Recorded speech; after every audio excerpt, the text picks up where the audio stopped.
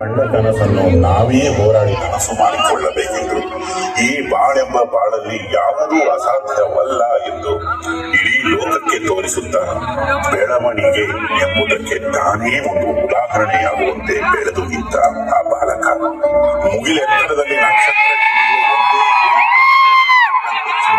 ಆ ಬಾಲಕ ಹಗಲು ರಾತ್ರಿಗಳನ್ನು ನೆನೆಸದೆ ಶ್ರದ್ಧೆಯಿಂದ ಕುಳಿತು ಭಕ್ತಿಯಿಂದ ಕಂಡ ಕನಸನ್ನು ಬಾಚಿ ತಪ್ಪಿ ಆ ಬಾಲಕ ಆಗ ನಾಯಕ.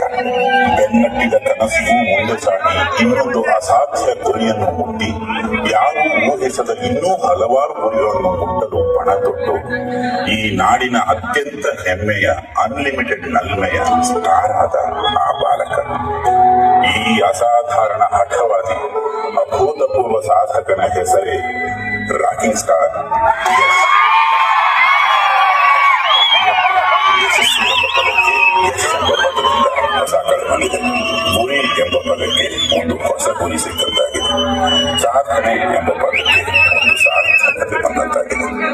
ಜಾಗತಿಕ ಮಟ್ಟಕ್ಕೆ ಕನ್ನಡ ಸಿನಿಮಾ ಎತ್ತಿ ಹಿಡಿದಿರುವ ರಾಕಿಂಗ್ ಸ್ಟಾರ್ ತೋಳ್ಬಲ ಕಂಡು ಜಗತ್ತಿಗೆ ಬೆರಗು ಮೂಡಿದೆ.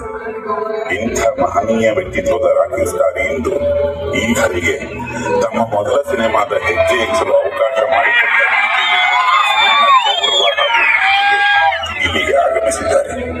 ಯಾರನ್ನೂ ಯಾವತ್ತೂ ಮರೆಯದ ಸ್ನೇಹ ಜೀವಿ, ಪ್ರೇಮ ಜೀವಿ, ಮಾಸಮಾಂತ್ರಿಕ ರಾಕಿಂಗ್ ಸ್ಟಾರ್ ಯಶ್ ಅವರಿಗೆ ತುಂಬು ಹೃದಯದ ಹೃತ್ಪೂರ್ವಕ ಸ್ವಾಗತ. ಮನದ ಕೆಡಲು ಕಾರ್ಯಕ್ರಮದಲ್ಲಿ ತಾವು ಮನದ ಕೆಡಲು ಚಿತ್ರದ ಟ್ರೈಲರ್ ಲಾಂಚ್ ಮಾಡಿಕೊಡಬೇಕಾಗಿ ಸವಿನಯ ಕೋರಿಕೆ.